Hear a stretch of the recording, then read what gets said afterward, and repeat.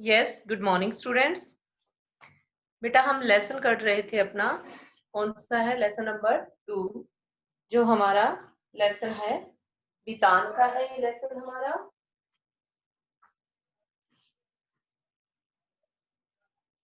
हम हाफ जो है बेटा लेसन कर चुके थे। लेसन है हमारा राजस्थान की रजत बूंदे। तो इसमें बेटा लेसन में क्या था कि हमने पढ़ा था कि जो राजस्थान के प्रदेश है उसमें किस प्रकार से जो है कुइयों का निर्माण किया जाता है और किस प्रकार से जो है वर्षा के पानी को इकट्ठा करके उसका प्रयोग किया जाता है। हम 13 पेज तक जो है पढ़ चुके थे।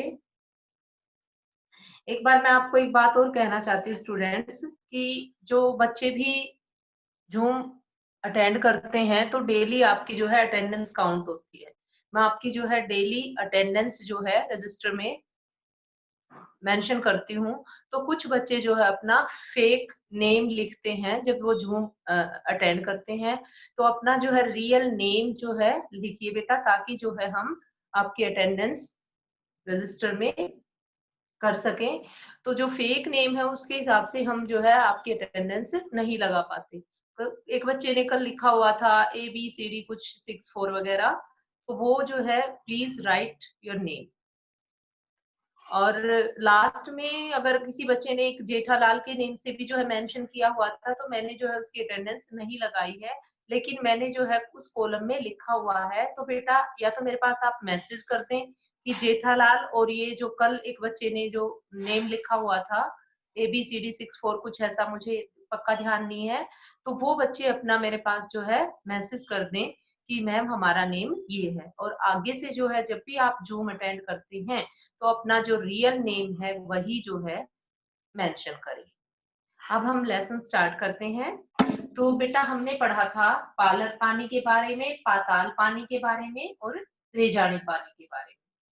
तो जो पालर पानी है वो मैंने बताया था कि जो सीधा जो है वर्षा का पानी नदी नाले तालाबों में जाता है वो कहलाता है हमारा पालर पानी। और पाताल पानी जो सीधा धरती के नीचे से निकाला जाता है वो खारा होता है राजस्थान में। और रेजाड़ी पानी क्या होता है बेटा, जो पालर पानी और पाताल पानी के बीच का पानी होता है वो कहलाता है रेजाड़ी पानी। अब रेजाड़ी पानी क्या है बेटा कि जो धरती का जो पानी है वो रिस कर पाताल तक तो जा नहीं पाता, और वो जो बीच में ही साइड से ही निकल कर जो है कुइयों में चला जाता है वो कहलाता है रेजाड़ी पानी।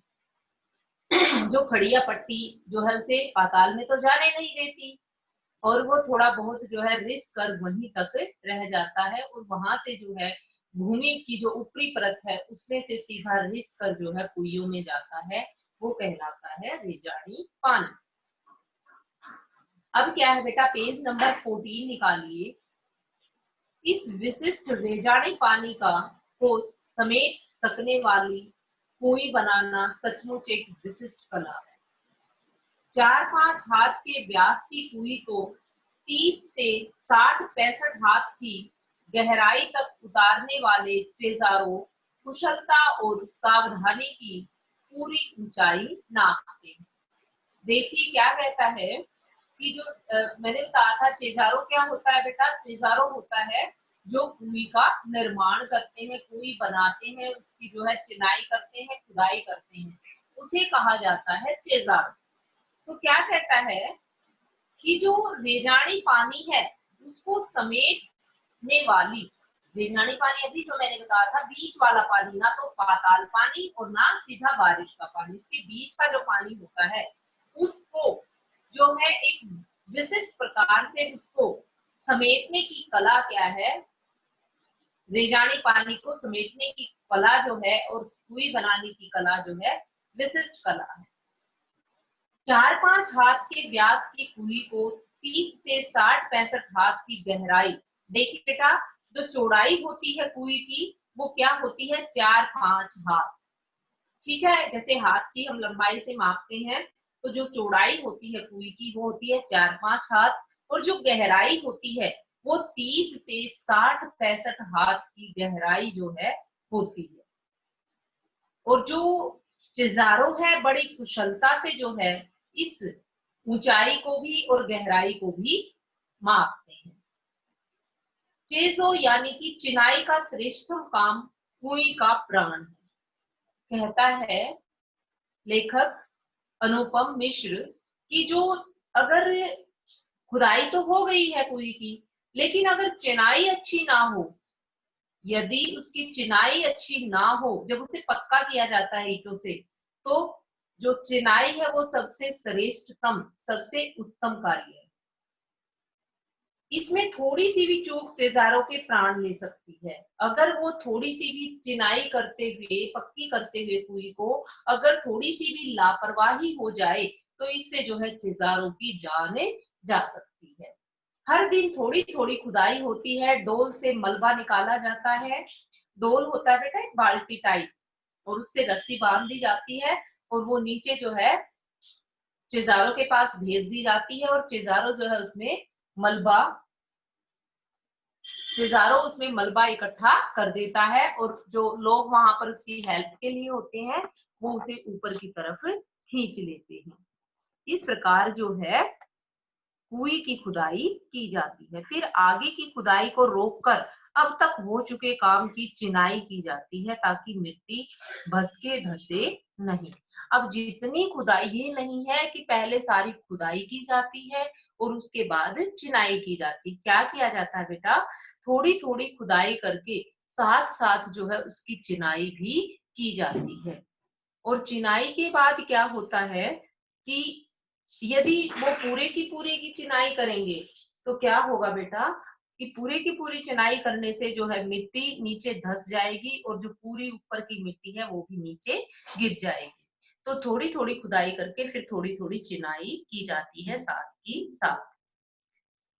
20-25 हाथ की गहराई तक जाते जाते गर्मी बढ़ती जाती है। अब जितना नीचे जाते हैं पाताल तक, पाताल में, तो क्या कहता है जब 20-25 हाथ की गहराई तक चिजारो चला जाता है, तो जो गर्मी है वो बढ़ती चली जाती है। उसके बाद क्या होता है, हवा भी कम होने लगती है। तब ऊपर से मुट्ठी भर भर कर रेत नीचे तेजी से फेंकी जाती है, और मरुभूमि में हवा रेत के विशाल टीलों तक की यहाँ से वहां उड़ा देती है। वही हवा यहाँ कुएं की गहराई में एक मुट्ठी रेत से उड़ने लगती है, और पसीने से नहा रहे चेलवांजी को राहत देती है। कुछ जगहों पर कुएं बनाने का यह कठिन काम और भी कठिन हो जाता है। किसी जगह जो है ईंट की चिनाई से मिट्टी को रोकना संभव नहीं हो पाता, तब कुएं को रस्से से बांधा जाता है। कई बार क्या होता है कि जो मिट्टी है वो गिरनी रुकती ही नहीं है, मिट्टी स्टार्ट हो जाती है। जैसे खुदाई की जाती है तो मिट्टी गिरनी स्टार्ट हो जाती है। तब क्या किया जाता है बेटा कि जो कुएं है उसको रस्सियों से बांधा जाता है, चारों ओर उसके रस्से डाल दिए जाते हैं। पहले दिन कुएं खोदने के साथ साथ खीप नाम की घास का ढेर जमा कर लिया जाता है। क्या होता है बेटा, खीप जो है एक प्रकार की घास होती है जिससे रेशे यानी कि रस्सी बनाई जाती है। तो क्या करते हैं, जहां जो है चिनाई से काम नहीं चलता, ईंटों से साथ साथ मिट्टी गिरती है, तो वहां पर क्या है कि एक ढेर बना लेते हैं खीप नामक घास का। चिजारो खुदाई शुरू करते हैं, और बाकी लोग खीप की घास से कोई 3 अंगुल मोटा रस्सा बटने लगते हैं। 3 अंगुल मोटा यानी कि जितनी 3 उंगली है इतना मोटा जो है रस्सा उस खीप घास का बांटते हैं, मतलब बनाते हैं। और फिर पहले दिन का काम पूरा होते होते कुएं कोई 10 हाथ गहरी हो जाती है। इसके तल पर दीवार के साथ सटाकर, जो इसका तल है जहां तक खुदाई होती है, वहां पर जो है दीवार के साथ सटाकर रस्से का पहला गोला बिछा दिया जाता है, और फिर उसके ऊपर दूसरा, तीसरा, चौथा, इस तरह ऊपर आते जाते हैं। खीप घास से बना खुरदरा मोटा रस्सा हर घेरे पर अपना वजन डालता है। और फिर इसके बाद क्या होता है, खीप घास से बना जो रस्सा है और उससे बटी जो लड़ियां हैं एक दूसरे में फंसकर मजबूती से एक के ऊपर एक बैठती जाती हैं और रस्सी का आखिरी छोर जो है ऊपर रहता है। अगले दिन फिर कुछ हाथ मिट्टी खोदी जाती है और रस्से को पहले दिन जमाई गई कुंडली, कुंडली मतलब गोल आकार, दूसरे दिन खोदी गई जगह में सरका दी जाती है। ऊपर छुटी दीवार में अब नया रस्सा बांध दिया जाता है। देखिए, जो पहले दिन रस्सा बांधा हुआ था चारों ओर गोलाई में, नेक्स्ट डे जो भी खुदाई की जाती है तो उस पर जो है वो वही रस्सा गोलाई वाला सरका दिया जाता है और जो ऊपर का हिस्सा है वहां पर नया रस्सा बांध दिया जाता है। देखो कितना टफ काम है, कितना रिस्की काम है। ऊपर छुट्टी और जो हमारी ये पढ़ाई है ये तो इतनी इजी है, ये भी हमसे नहीं हो पाती। अगर हम लोगों की मेहनत मेहनत देखें तो बेटा लोग जो है बहुत मेहनत का काम करते हैं।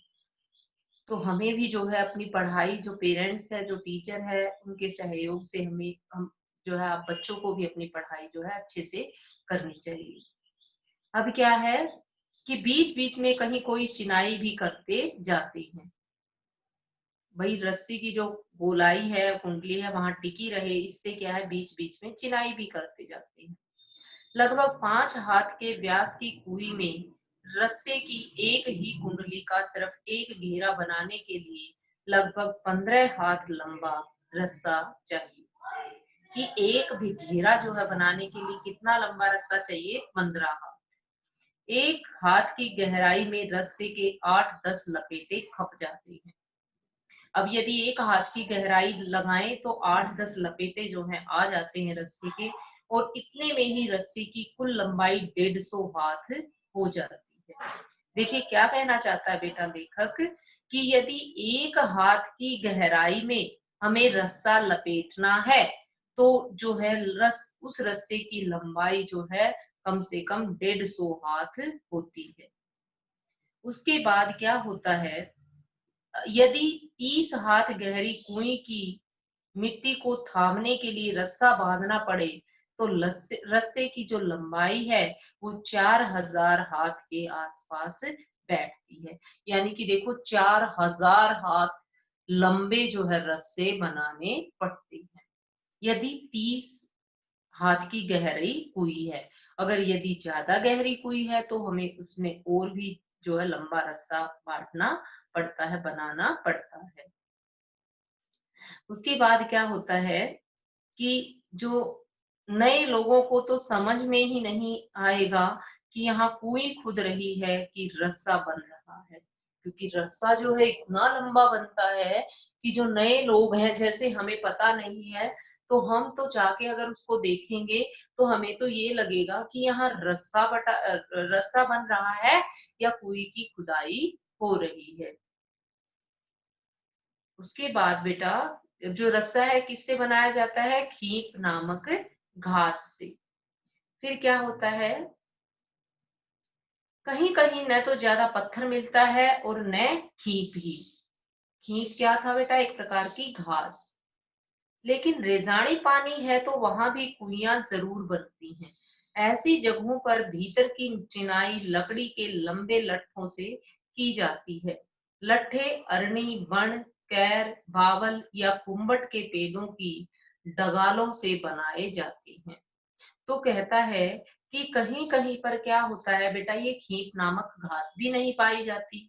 अब जहां हमने कुएं की खुदाई करनी है और वहां पर खीप नामक घास नहीं है, तो वहां पर जो खुदाई के बाद क्या किया जाता है कि जो लट्ठे हैं, बड़े बड़े जो डंडे हैं, उनको, जैसे अरणी के डंडे, ये पेड़ों के नाम है बेटा। बड़ बण यानी कि कैर, कैर का पेड़ होता है, उसकी डंडियां, बावल या कुम्बट, ये जो पेड़ हैं ये राजस्थान साइड में पाए जाते हैं। और उनकी जो है डगालों, डगालों क्या होता है, मोटी मोटी टहनियां खुदाई करके वे चारों ओर लगा दी जाती हैं जहां पर खीप नामक घास नहीं पाती मिलती। तो वहां पर जो पेड़ है उसकी मोटी मोटी टहनियां चारों ओर लगा दी जाती हैं। पर उम्दा या मध्यम दर्जे की लकड़ी न मिल पाए तो आग तक से भी काम चला लिया जाता। आग का पौधा, कि यदि ये जो ऊपर हमने अरणी, वर्ण, बावल, यदि ये पेड़ों की लकड़ी ना मिले तो किस लकड़ी से, आग की लकड़ी से भी काम चला लिया जाता। आग का भी पौधा होता है बच्चों। फिर क्या कहता है, लट्ठे नीचे से ऊपर की ओर एक दूसरे में फंसा कर सीधे खड़े किए जाते हैं।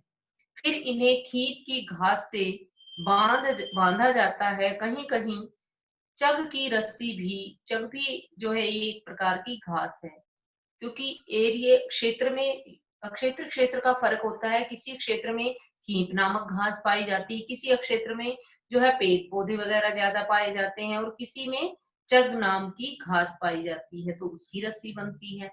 यहाँ बंधाई भी कुंडली का आकार लेती है, इसलिए इसे सांपनी भी कहते हैं। तो कहता है कि जो ये बंधाई है, जो चारों ओर रस्सी बांधी जाती है, तो वो कैसा आकार ले लेती है, गोल, और इसलिए इसे क्या कहते हैं हम, सांपनी भी कहते हैं। सांपनी मतलब सर्पिणी। देखिए पेज नंबर 16 पे दिखाया हुआ है उसने कि कैसे जो है रस्सी बनाता है। नए लोगों को तो समझ में ही नहीं आएगा। पेज नंबर 16 निकाल लेंगे बेटा, नहीं आएगा कि यहाँ पूरी खुद रही है या भाई रस्सी बट रही है, रस्सी बनाई जा रही है। अब देखिए, नीचे खुदाई और चिनाई का काम कर रहे चेलवांजी को मिट्टी की खूब परख रहती है कि किस प्रकार की मिट्टी निकल रही है, कितनी और खुदाई करनी पड़ेगी। तो खड़िया पत्थर की पट्टी आते ही सारा काम रुक जाता है। इस क्षण धीरे धार लग जाती है, चिजारों ऊपर आ जाते हैं। कि जब खुदाई करते करते, देखिए जो कुई है बेटा वो पाताल तक नहीं खोदी जाती, कहाँ तक कह रहा है लेखक, खड़िया पट्टी तक। जैसे क्या है कि जो जमीन की ऊपरी परत है उसके नीचे खड़िया पट्टी होती है। जो खड़िया पट्टी है वो पानी को नीचे नहीं रिसने देती, पाताल में नहीं पहुंचने देती। क्योंकि यदि पाताल में पानी मिल जाएगा तो पाताल का पानी खारा पानी है, और जो बारिश का पानी रिस कर पाताल में जाएगा ये भी खारा हो जाएगा। तो जो खड़िया पट्टी है वो इस पानी को नीचे नहीं आने देती। तो ऊपर जो खड़िया पट्टी से ऊपर का पानी रिस रिस कर जो है कुएं में जाता रहता है, और लोग जो है इस मीठे पानी को प्रयोग करते हैं। इसके बाद क्या होता है कि जो खड़िया पत्थर की पट्टी है, आते ही इस अक्षर नीचे धार लग जाती है, चिजारो ऊपर आ जाता है। चिजारो जो खुदाई कर रहा है कुएं की वो ऊपर आ जाता है। कुएं की सफलता यानी सफलता उत्सव का अवसर बन जाती है। कि यदि कुएं की खुदाई सफल हो गई है, चिनाई सफल हो गई है, तो उसके बाद लोग जो है त्योहारों जैसी खुशी महसूस करते हैं, जिस क्षेत्र में होती है, जिसकी कुएं होती है। यूं तो पहले दिन से काम करने वालों का विशेष ध्यान रखना यहाँ की परंपरा रही है, पर काम पूरा होने पर तो विशेष भोज का आयोजन होता था। कहता है कि जो भी चेलवांजी है उसका खाने पीने का, या जो भी कुएं की खुदाई में काम कर रहे हैं उन लोगों का खाने पीने का और उनकी जो है आओ भगत का पूरा ध्यान रखा जाता है। परंतु जब कुई का काम पूरा हो जाता है तो उसके बाद जो है पूरे जो रिलेटिव्स वगैरह हैं या जो काम करने वाले हैं उनको जो है भोजन पर आमंत्रित किया जाता है। सभी जो है मिलजुल कर एक त्योहार सा मनाते हैं। चेलवांजी को विदाई के समय तरह तरह की भेंट दी जाती है, और जो चेलवांजी है जब वो खुदाई करके जाता है तो उसे तरह तरह के उपहार दिए जाते हैं, गिफ्ट्स दिए जाते हैं। चेजारों के साथ गांव का यह संबंध उसी दिन नहीं टूट जाता था। आज प्रथा से उन्हें वर्ष भर के तीज त्योहारों में और विवाह जैसे मंगल अवसरों पर नेक भेंट दी जाती, और फसल आने पर खलिहान में उनके नाम से अनाज का एक ढेर भी लगता था। तो ये नहीं है बेटा कि जो कुई बना दी तो उस दिन से है जो है जिसकी भी कुई बनाई है उसका और चेजारों का जो संबंध है वो समाप्त हो गया। भाई तूने मेरा काम कर दिया है और अब ये अपने भेंट लो, ये अपने उपहार लो और अब चलो यहाँ से। नहीं, आज प्रथा क्या थी बेटा, जैसे इसमें हमने ब्लैक बोर्ड पे भी लिखा है कि राजस्थानी प्रथा है ये। इसमें क्या है कि पूरे साल उस घर में जो भी त्योहार होते हैं, तीज का त्योहार या कोई भी विवाह का अवसर है, मांगलिक कार्य है कोई भी, तो चेजारों को जो है आदर सहित बुलाया जाता है और उसको उस समय भी भेंट दी जाती है। ये नहीं कि भई काम होने के बाद उससे संबंध तोड़ दिया जाता है, बल्कि वर्ष भर। बेटा आज प्रथा क्या होती है कि वर्ष भर दिए जाने वाले उपहार, राजस्थानी जो है ये एक प्रथा है जिसमें कुएं की खुदाई करने वाले चेजारों को हर प्रकार के जो है त्योहारों में, हर साल साल जितने भी साल में त्योहार आते हैं उनमें, विवाह या किसी भी अवसर पर, मांगलिक अवसर पर जो है उसे बुलाया जाता है और आदर सहित जो है उसका आदर सत्कार किया जाता है। और उसके बाद क्या कहता है कि जो फसल होती है हमारे खेत खलिहान में, चिज़ारों के नाम से फसल का भी एक अलग ढेर निकाला जाता है। अब सिर्फ मजदूरी देकर भी काम करवाने का रिवाज आ गया है। देखिए पहले की बात बता रहा है कि लेखक पहले ऐसा होता था, लेकिन अब जो है मजदूरी पर भी काम करवा रहे हैं लोग और उसके बाद जो है मजदूरी देके उससे जो है ये प्रथा नहीं रही अब ज्यादा कि भाई पूरा वर्ष भर उसे बुलाया जाए। मजदूरी देकर देने का भी अब रिवाज आ गया है, मजदूरी देकर भी लोग काम करवाते हैं, कुएं की खुदाई करवाते हैं। कई जगहों पर क्या होता है, चिजारों के बदले सामान्य गृहस्थ भी इस विशिष्ट कला में कुशल बन जाते थे। जैसलमेर के अनेक गांवों में पालीवाल ब्राह्मण और मेघवालों, अब अनुसूचित जाति के अंतर्गत के हाथों से 100-200 सॉरी बरस पहले बनी पार या कुइयां आज भी बिना थके पानी जुटा रही है। तो कहता है कि सिर्फ ये नहीं कि चिजारो ही जो है खुदाई करे कुएं की, कुछ गृहस्थ विशिष्ट लोग भी जो है इस काम में कुशल हो जाते हैं। जैसे जैसे वे चिजारों को देखते हैं काम करते हुए तो वो भी सीख जाते हैं। तो जो राजस्थान का इलाका है जैसलमेर, उसमें जो है पालीवाल ब्राह्मण और मेघवाला, मेघवाला जो है जाति जो अनुसूचित अनुसूचित जाति के अंतर्गत आती है। 100-200 साल पहले उन्होंने जो कुइयां बनाई थी जैसलमेर क्षेत्र में, वे आज भी जो है बिना थके अच्छी तरह से पानी जुटा रही है। कुएं का मुंह थोड़ा छोटा रखने के 3 कारण हैं। देखिए जो कुआं है वो बड़ा होता है और जो कुई है उसका जो ऊपर का व्यास है वो क्या होता है बेटा, कम चौड़ा होता है। तो क्यों होता है कम चौड़ा? रेत में जमा नमी से पानी की बूंदें बहुत धीरे धीरे रिसती हैं। अब जो खड़िया चाप पट्टी है और उससे ऊपर जो रेत की परत है, उससे क्या होता है कि जो पानी की बूंदें हैं वो धीरे धीरे रिसती हैं। दिन भर में एक कुएं मुश्किल से इतना ही पानी जमा कर पाती है कि इससे 2-3 घड़े भर सके। कुएं के तल पर पानी की मात्रा इतनी कम होती है कि यदि कुएं का व्यास बड़ा हो तो कम मात्रा का पानी ज्यादा फैल जाएगा। अब देखिए कुएं में 2-3 घड़े पानी तो पूरे दिन में रिस रिस कर आता है, यदि उसे चौड़ा कर दिया जाए तो वो पानी जो है तली में ही बिखर जाएगा। एक तो ये कारण है कि जो कुएं का व्यास है वो कम रखा जाता है। और दूसरा क्या कह रहा है लेखक कि यदि कुएं का व्यास बड़ा हो तब जो पानी है उसे ऊपर निकालना भी असंभव हो जाएगा, क्योंकि पानी तो तल में ही बिखर जाएगा। छोटे व्यास की कुइयों में धीरे धीरे रिसकर आ रहा पानी 2-4 हाथ की ऊंचाई ले लेता है। यदि हमारी कुएं का व्यास कम होगा तो पानी ऊंचाई तक आ जाएगा।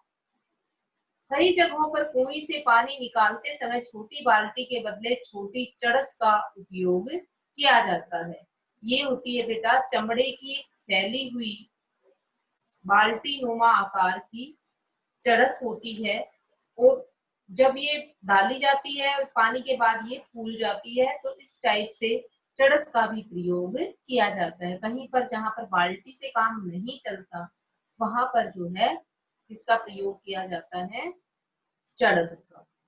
चमड़े की बनी हुई होती है, एक थैली होती है।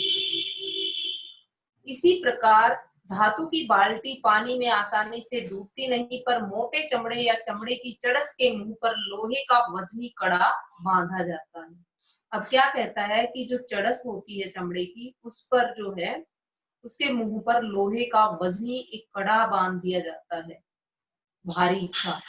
चरस पानी से टकराता है, ऊपर का जो वजनी भाग है नीचे के भाग पर गिरता है और इस तरह कम मात्रा के पानी में भी ठीक से डूब जाता है। भर जाने के बाद ऊपर उठते ही चरस जो है अपना पूरा आकार ले लेता है। तो कहीं कहीं पर बाल्टी की जगह किसका प्रयोग किया जाता है बेटा? चड़स का भी जो है प्रयोग किया जाता है कुएं से पानी निकालने के लिए। अब क्या है, पेज नंबर 18 देखिए। पिछले दौर में ऐसे कुछ गांव के आसपास से सड़कें निकली हैं, ट्रक दौड़े हैं, ट्रकों की फटी ट्यूब से भी छोटी चड़स बनने लगी हैं। तो कहता है लेखक कि जो चमड़े की चड़स है उसकी जगह पर जो है आजकल जो टायर है फटे हुए, उनसे भी जो है चड़स बनने लगी हैं। बच्चों पेज नंबर 18 पढ़ रहे हैं हम। कुएं के व्यास का जो संबंध है इन क्षेत्रों में पड़ने वाली तेज गर्मी से भी है। दूसरा, पहला कारण तो क्या बताया है कि जो कुएं का व्यास है वो कम चौड़ा क्यों होता है? कि पानी जो है यदि चौड़ा करेंगे तो पानी तल पर ही बिखर जाएगा, क्योंकि एक दिन में लेखक ने बताया है 2-3 घड़े पानी ही कुएं में इकट्ठा हो पाता है। और दूसरा कारण क्या बता रहा है लेखक कि कुएं का व्यास जो है कम चौड़ा क्यों होता है? तो इन क्षेत्रों में पड़ने तेज गर्मी पड़ती है, व्यास बड़ा हो तो कुएं के भीतर पानी ज्यादा फैल जाएगा। बड़ा व्यास पानी को जो है भाप बनाकर उड़ने से रोक नहीं पाएगा। क्या होगा यदि कुएं का ऊपर से आकार हम चौड़ा कर देंगे तो जो कुएं का पानी है वो भाप बनकर जल्दी उड़ जाएगा। इसके बाद क्या कहना चाहता है लेखक? कुएं को उसके पानी को साफ रखने के लिए उसे ढक कर रखना जरूरी है। छोटे मुंह को ढकना आसान होता है। हर एक कुएं पर लकड़ी के बने ढक्कन ढके मिलेंगे। कहीं कहीं खस की टट्टी की तरह घास फूस या छोटी छोटी टहनियों से बने ढक्कनों का भी प्रयोग किया जाता है। एक प्रकार की जैसे घास से जो है एक प्रकार का जैसे उस पर कुएं पर जो है ढकने के लिए एक प्रकार की टाटी सी बना दी जाती है, छप्पर टाइप जैसे होता है। तो कहता है देखिए बेटा उसने 3 कारण बताए हैं लेखक ने, क्या कि कुएं का जो आकार ऊपर से जो है व्यास वो कम चौड़ा क्यों होता है। पहला कारण क्या बताया कि यदि चौड़ा होगा तो जो पानी है वो फैल जाएगा। और दूसरा क्या बताया उसने कि यदि जो कुएं है उसका व्यास चौड़ा होगा तो पानी जल्दी भाप बनकर उड़ जाएगा। और तीसरा क्या है कि कुइयों का पानी साफ रखने के लिए उसे ऊपर से ढकना पड़ता है। यदि कुएं कम चौड़ी होगी तो उसे ढकना आसान होगा। और ढका किससे जाता है? कई जगह खस की टाटी भी बनाई जाती है और कई जगह जो है टहनियों से और घास फूस के ढकनों से भी जो है इसको ढका जाता है। फिर क्या कहता है लेखक?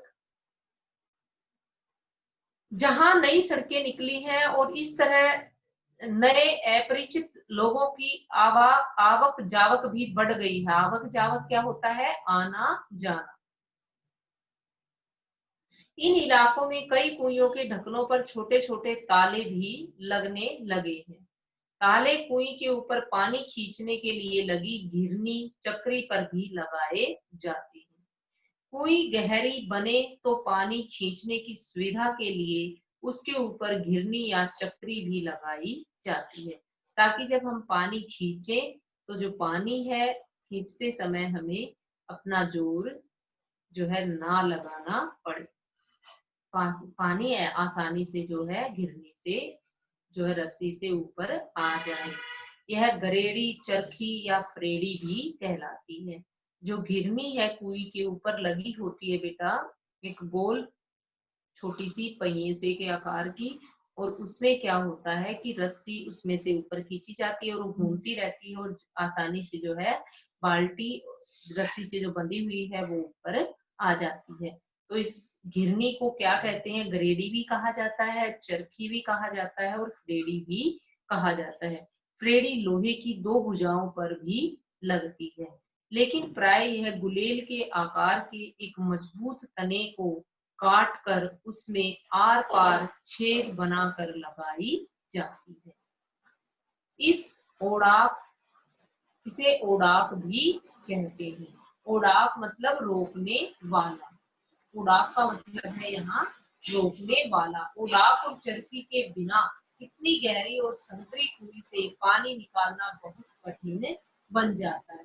यदि हम घिरनी ना लगाएं और उस घिरनी को रोकने के लिए एक गुलेल नुमा लकड़ी काट कर ना लगाएं, जो लकड़ी है उसे उड़ाक कहा जाता है। उड़ाक मतलब रोकने वाला, जो घिरनी को जो है वहां पर सिचुएटेड करता है स्थायी रूप से, वो कहलाता है उड़ाक।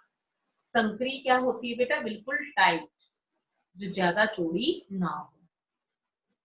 तो यदि घिरनी का प्रयोग न किया जाए तो जो है इतनी गहरी और संकरी कुई से पानी निकालना बहुत मुश्किल हो जाएगा। यहाँ वहां बिना टकराए सीधे ऊपर तक लाती है। पानी जो है बीच में छलक कर गिरे नहीं, वजन खींचने में तो इसमें सुविधा रहती ही है।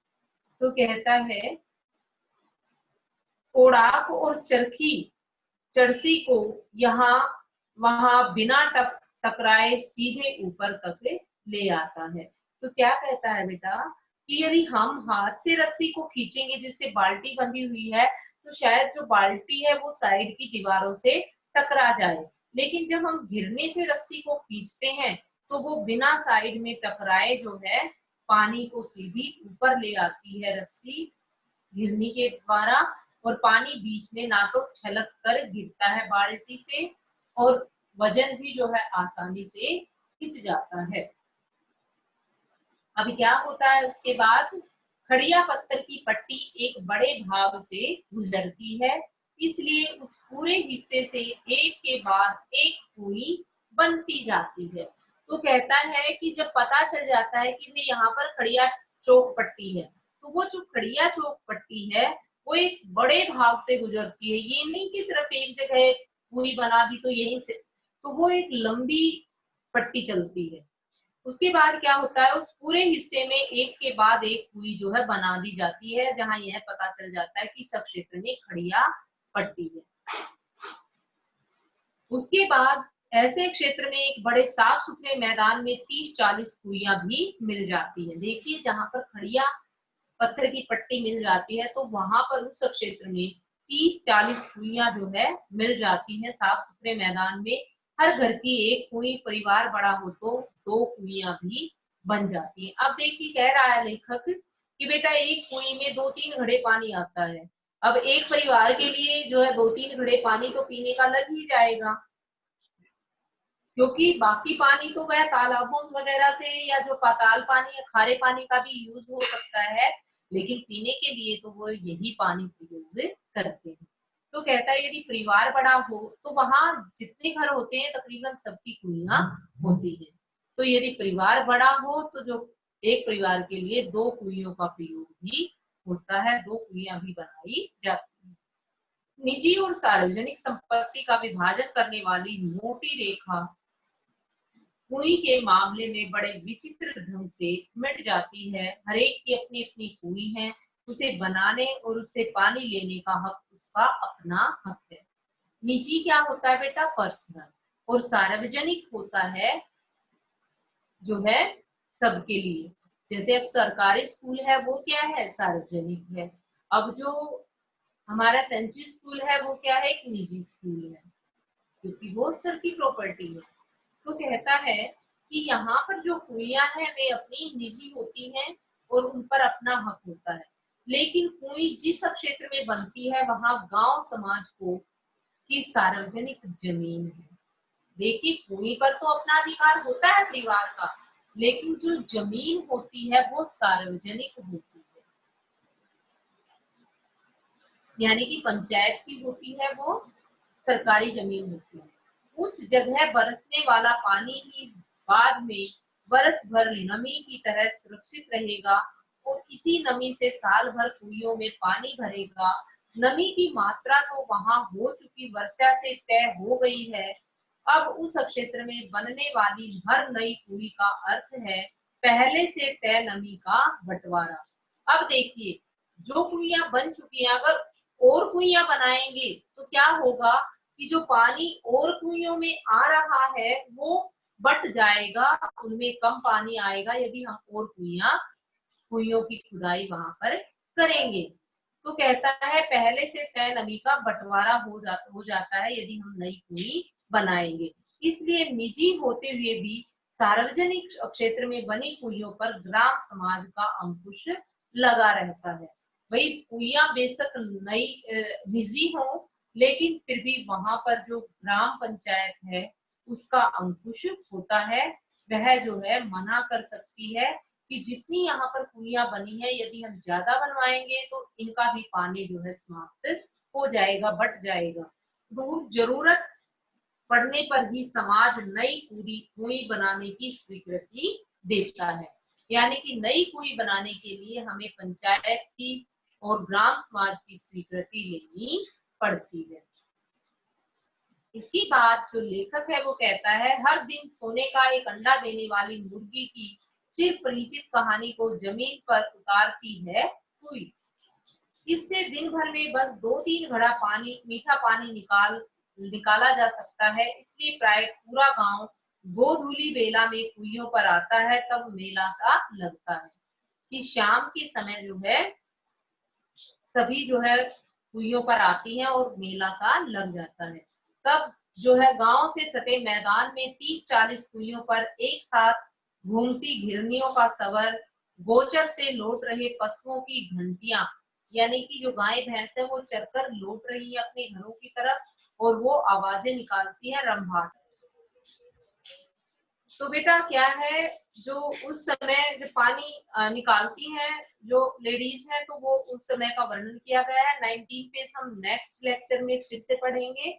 और बेटा मैं दोबारा फिर कह रही हूँ कि अपना फेक नेम ना राइट करें, अपना रियल नेम राइट करें, क्योंकि मैं आपकी अटेंडेंस डेली काउंट करती हूँ, डेली अटेंडेंस रजिस्टर में आपकी अटेंडेंस होती है। तो जो ये बच्चे हैं